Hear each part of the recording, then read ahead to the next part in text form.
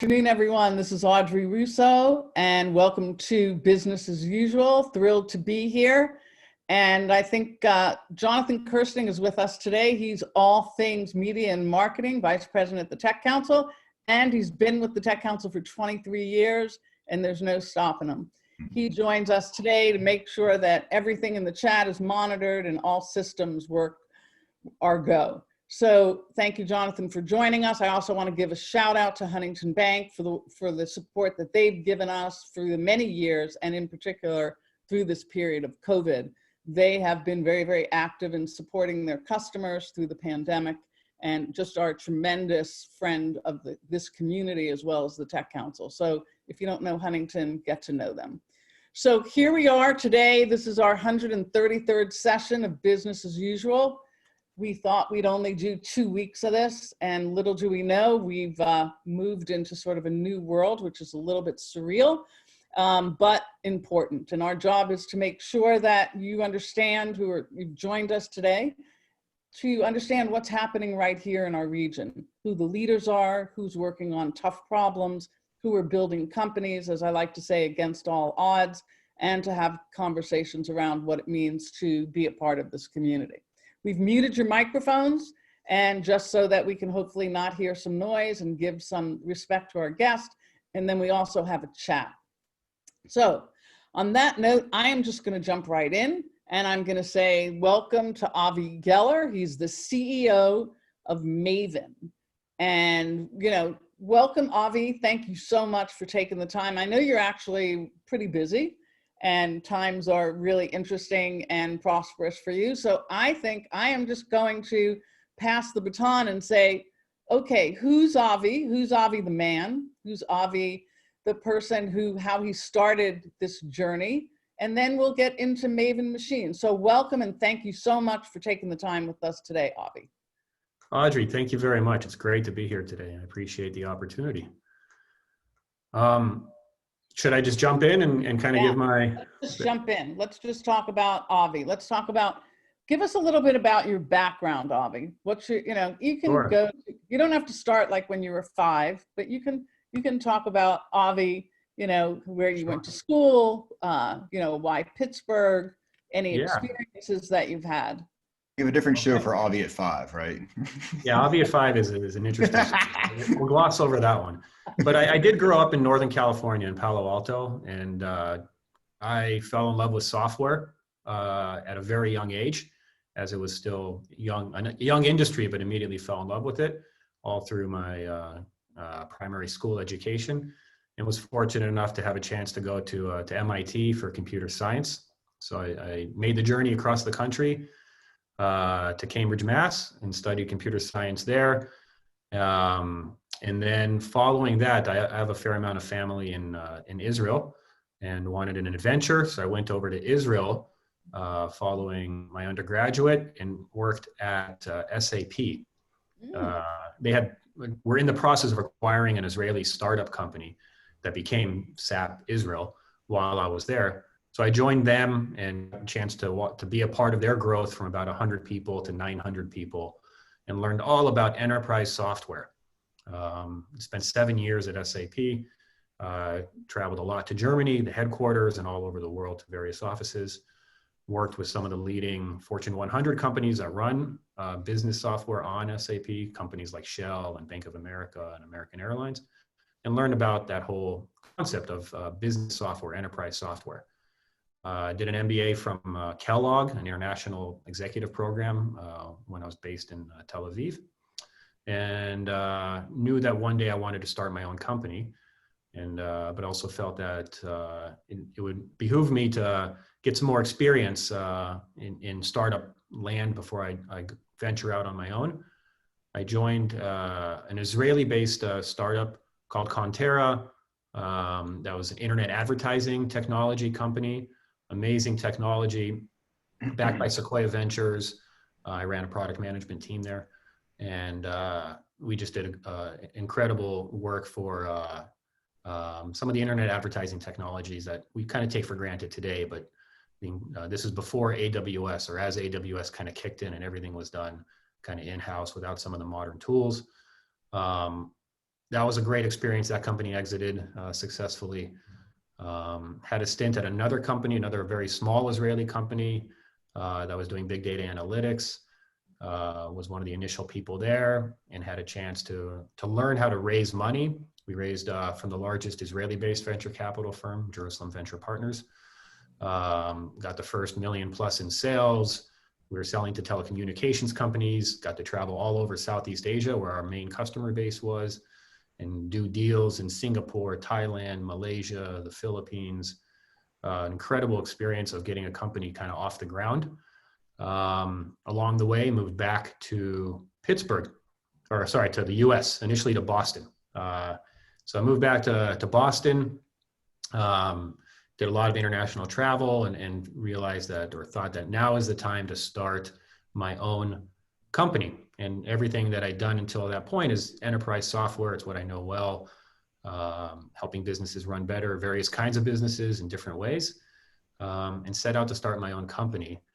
And as I was kind of researching and exploring and thinking about the various opportunities and what exactly this company would do, I was also looking for the location to start the company. I definitely wanted an accelerator, an incubator type program, whether it's a Y Combinator, a Techstars, or any other program. And as I was doing my kind of due diligence and research, I was looking at programs in, of course, the major cities, San Francisco and Seattle, New York, and also some really high quality programs in cities like Denver, Austin, and Pittsburgh crossed my my desk. Somebody recommended Pittsburgh, and this program called Alpha Lab. I see Jonathan's shirt there, proudly. And it actually was Alpha Lab gear. It was gear, right? Yeah, it was gear. So because we were, what I wanted to do generally conceptually was kind of an IoT type use case, is help businesses run better in their actual field operations. So you're dealing with the real world and some components of hardware and software.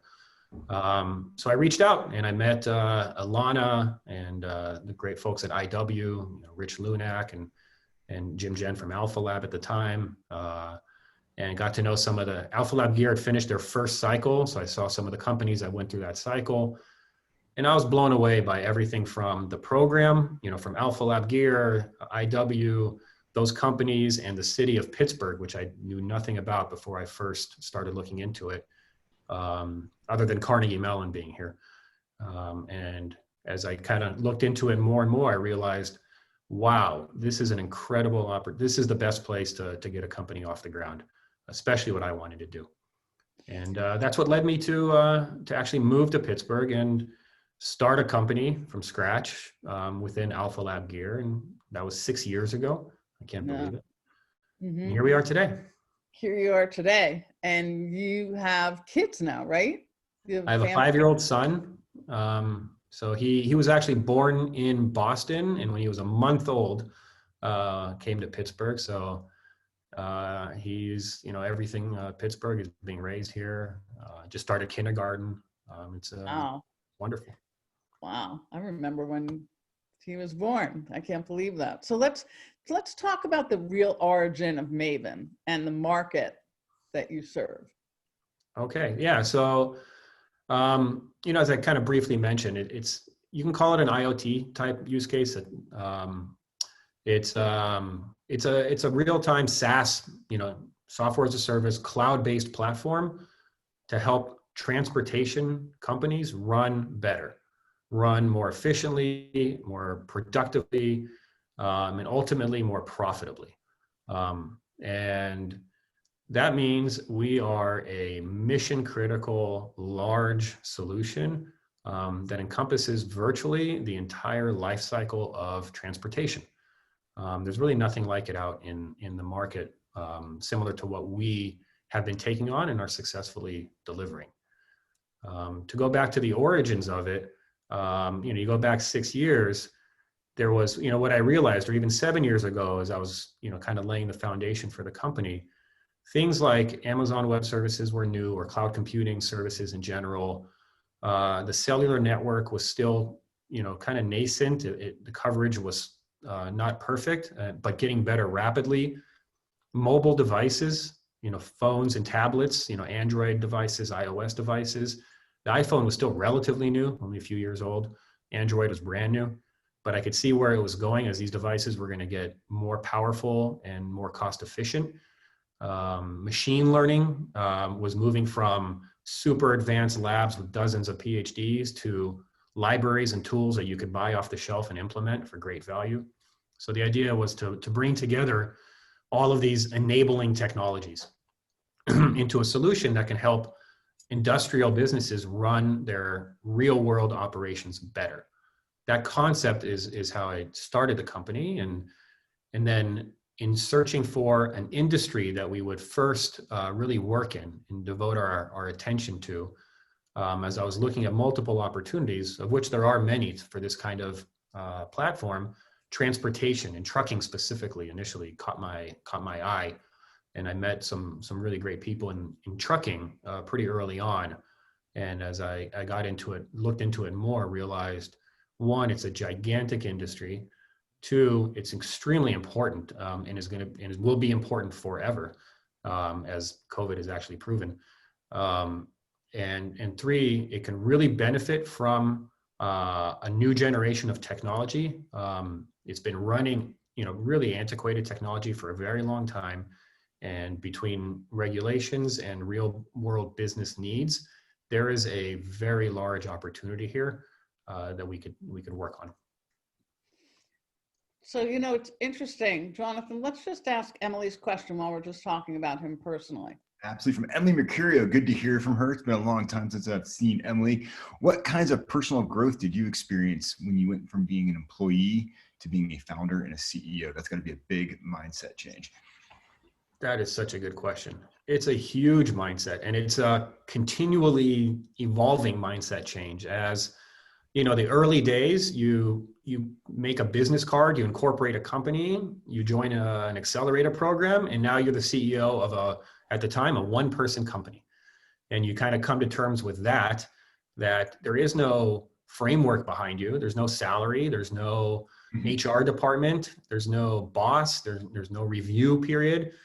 You're just trying to build a business. And then you kind of look ahead and you realize there are many steps you're going to go through. If all of this works out, in the very unlikely scenario that everything works out perfectly or for the long term, but there's the first few steps you need to take, and hire your key team and your product market fit and those first angel investors and first key, customers that believe in you, and putting that all together, and your advisors that you bring on. And it kind of changes you as you take all of this on. It's a level of, kind of responsibility. You really focus a lot on how you work with people. And there's so many different kinds of people that you work with for different purposes at different times: customers, employees, investors, advisors. And there's this company, which is like its own being that you're trying to nurture and develop, and the products you're making, the services you provide. It really, it changes you. Whether you succeed or not, it's a hugely positive experience. I recommend it if somebody's on for the task. It's not for everybody, but if it's something that kind of excites you, win or lose, it's an incredible experience. And then now, we're over 100 people. We've gone through a lot over the last 6 years, multiple fundraising rounds, bringing on customers, building products. It's, I'm still learning. A lot, day by day. I'm learning as much today, if not more, than I did on day one. Mm-hmm. The lights just turned off. I'm too still. It's with all that we've gone through in the last 6 years, I still feel like I'm just on the first steps of the journey. And learning how to run a 1-person company, a 10-person company, a 30-person company, a 60-person company, a 100-person company, and hopefully we'll continue from here. Thank you. Thank you for your candor on that. Really appreciate that. People need to hear that. All of us need to hear that over and over again. Yeah. So tell us, trucking was not a market sector that you had particular expertise in. Is that correct? I had never been inside of a truck in my life. I initially knew nothing about the industry. Today, I'm a trucking guy. I've learned a Here's your lot, cat. but yeah, I know I need to, I'm not dressed accordingly. But yeah, I just started learning, and the more I learned, both on the market analysis side of things, the opportunity, the value proposition, the pain points, you know, as well as kind of how the industry runs, how you run a trucking company, and the people involved, the various stakeholders, and everything around it. It was exciting. It's an incredible industry, and it's been fun to be a part of it. So it's interesting because very often people say build on your expertise if you're going to start, you know, something that you're passionate about. And your expertise wasn't necessarily the market sector. Instead, it was actually the process, the software, the interoperability, and the IoT stuff. So You're it's absolutely right. Yeah. And, you know, you can kind of, let's say, to end up where we're at today, you could either come from the industry, you ran a trucking company for 20 years, and you see the need and you're going to make the solutions. Or my background, I know enterprise software, and I know how software can help businesses run better. And that's what I know. And, you know, I feel like that's actually the right, there's more than one path to success, but that's a good path to success, where I've learned the industry, but I knew the value of the technology to help the industry already. That's great. And it's good for people to hear and to share. And so you understood efficiency and optimization. And Yeah, and I understood the challenges. You know, we've all heard of those ERP installations that take 2 years, and it was supposed to take 2 years, and it took 5 years, and it was supposed to be $1 million, and it was $5 million, and by the time it's deployed, it's already outdated and inadequate, and I've seen that. And as I talk to customers, that a lot of them have been bitten by things like that. And I could see what they were using today for technology, how they were running, and what they were looking for or envisioning or wishing they could get, and realizing that, you know, I could build an organization that could do this. And that was the initial concept. So now, you know, you mentioned Pittsburgh and you stayed here. So you didn't have to stay here after that, but you felt that this was a good place for you to cultivate your business. You didn't really have chains here.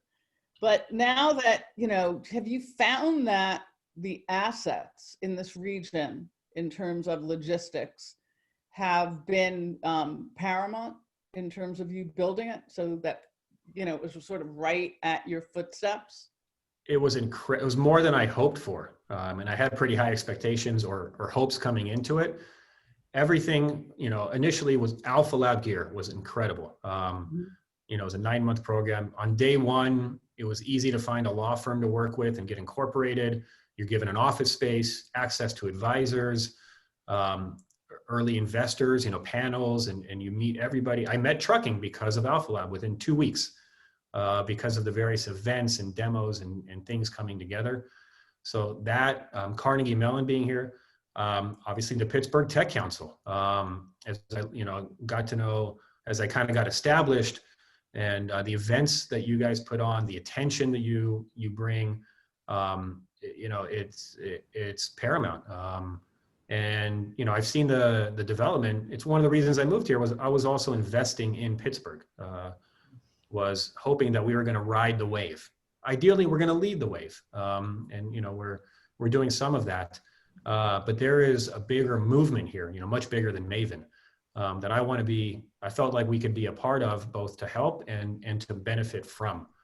And all of the various pieces that I just kind of touched on is paid out even above expectations. And so, but we have a strength in logistics here, and the region does, even outside of Pittsburgh, we actually have those assets. So that had to be incredibly helpful to you as you built your customer relationships. You got it. And one of the factors in choosing Pittsburgh was proximity to the market. And it's not just proximity to the existing market, it's also the historical culture and foundation of the city. You know, this is an industrial city, you know, blue collar, if you will, by its, you know, for many generations. And that is really important for what we're trying to build here. So there's kind of the culture and the foundation that we wanted to be a part of, but also the proximity to the market. There's a lot of transportation that happens in Western PA or in Western PA and Ohio and neighboring states. And yeah, we have a lot of customers in this region. Interestingly, we are nationwide. In fact, across North America, we have customers in Canada. Our biggest market is actually Texas in terms of just quantity of business. California is a very large market for us. But we kind of sowed our seeds here in Pittsburgh. We have great key stakeholder customers as we've developed our products and solutions and services and kind of built an operation. It's important to realize what we do is truly mission critical. Like these companies run these are companies of hundreds of millions of dollars, sometimes billions of dollars in revenue, and they run their operations on us. Every driver has a mobile device, and everything that driver does is in our software about knowing where to go and what to pick up and what to drop off and what to do, inserting information, receiving information while they're dropping off and picking up, driver safety, compliance with federal regulations. Everything that driver does is in our software. And in the office, dispatching, driver management, safety management, compliance management, route planning, all of that is done in our software. So it's completely mission critical.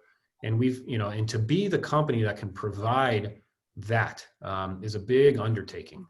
If we have a glitch or a problem or a missing, we missed a feature or something like that, it's some serious consequences.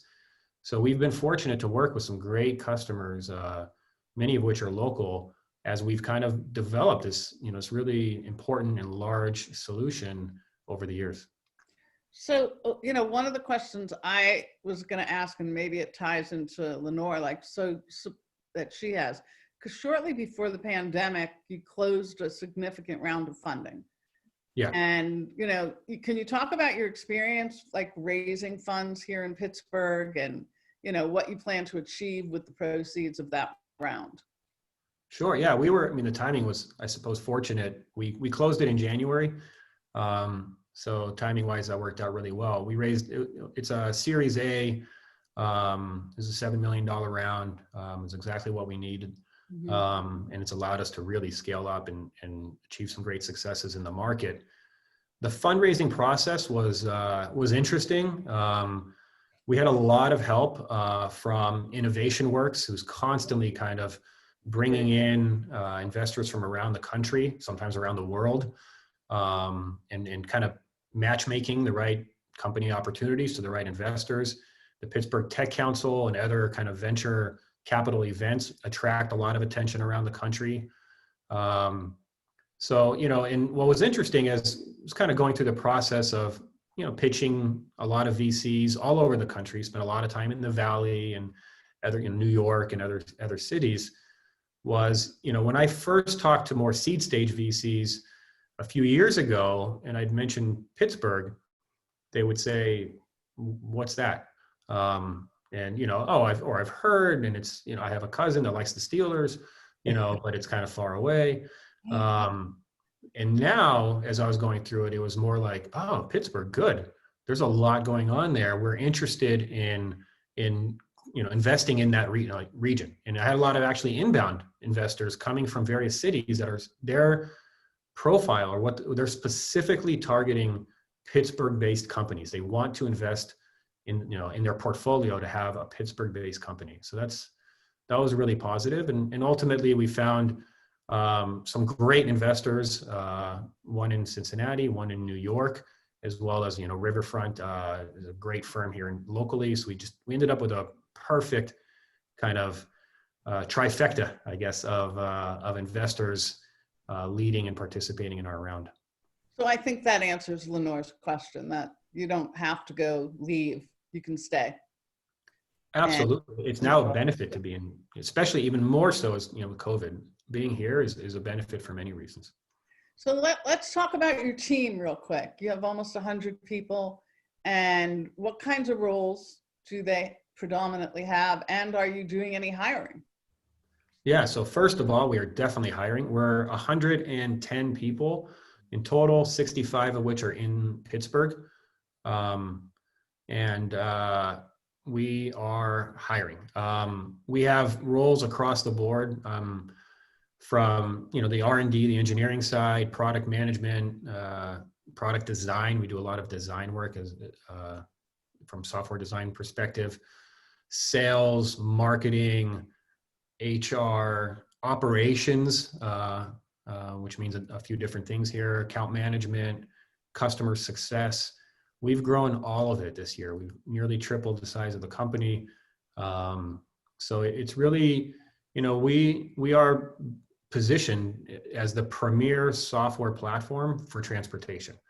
And that comes with a lot of responsibility and a lot of things to kind of take care of. And we're hiring across the board. So when you say transportation, Avi, well, right now you're talking about trucking, but you think it transcends trucking, right? Oh, yeah, it already does. Yeah. Yeah, we have customers that use us for passenger shuttles. We have customers that do distribution and delivering goods to, it's still somewhat trucking, convenience stores. We're at kind of municipalities that are interested in that, managing the vehicles that a municipality has. It's really kind of any mobile workforce in a sense, that we're empowering to be more effective. So when you look ahead and you think about COVID and some of the changes, you mentioned that you have at least 65 people in Pittsburgh. So I assume you have people from around the nation as well that are working remotely. What's your strategy in terms of that? Yeah, so there's a couple different factors to that question. There's the COVID, situation, and then there's just building a business. We're ultimately going to be an international company, and serve markets around the world. So there's a more, medium to longer term vision of that first international office. Where is that going to be? Which market are we going to grow into, and then how are we going to do that? And around the country, we've had employees that work here and then for personal reasons move to other cities. And we, even before COVID, we allow that, or support that, enable that. So we have employees around the country that work remotely, from that point of view. And then also just expanding into various, we're looking to open offices in various markets that we serve well. I mentioned Texas and California are two key opportunities.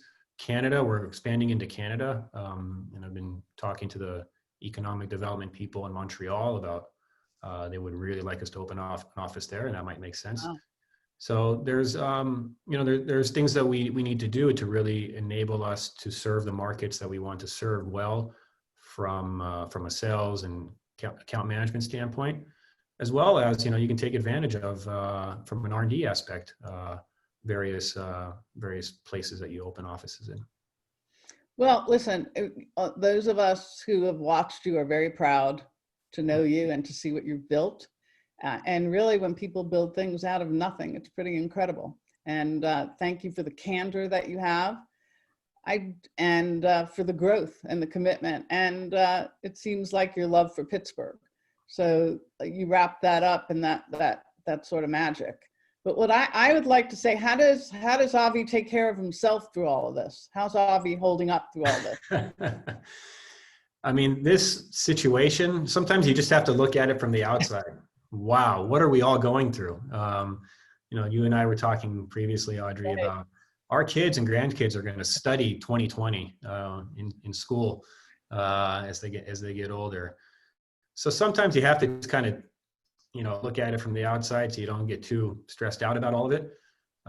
But frankly, I love what I do. I love the city. I'm so happy to be here. I love what we do. I love the people that I work with inside the company, and customers, investors, and other people that we engage with. It's just a lot of fun. And that helps a lot. That makes it a lot easier to truly enjoy and appreciate, everything that you're doing. So how do you take care of yourself? I try to exercise, try to eat well. I try to get out, as much as you can nowadays. It's, well, you have a lot resting on your shoulders. So I asked that because I think it's important for everyone to figure out ways to take care of themselves. So Jonathan is a serious cyclist, and if he needs to take off, he just takes off and says, I got a ride. So By the way, exercise is extremely important. It helps with everything, you know, from sleep to obviously other health benefits. Decompressing, you have to get away from it. So I like running. I go for jogs, and that's the main thing I do nowadays. all right, well, we had a chance to just have a little bit of a dive in with Avi, the founder and creator of Maven. And we are going to stay close in touch with you. If people want to know more, obviously there's opportunities. You can go to the website. And if you want to know more, I'm sure there's an easy way to get a hold of Avi. But he is pretty busy. I got to warn you, he is pretty busy. So even our email got lost in his shuffle. But we are your big cheerleaders and fans. Thanks to Alpha Lab Gear. Thanks to Innovation Works and all those that have supported you and continue to support you. So Avi, stay safe, stay healthy, and we will look to regularly check in with you. Audrey, thank you so much for having me on the show. Absolutely. Thanks, Jonathan, for being here. And we'll see everyone tomorrow. Jonathan, who's on tomorrow? Oh, it's a big day, Audrey. We have the co-founder and CEO of Aurora stopping by. So okay. Nice. That's exciting. Another great company. I'm just going to stay on the call right now, so they're in line early for tomorrow's call. So just saying. Okay, everyone, stay safe. Have a great day. Bye-bye.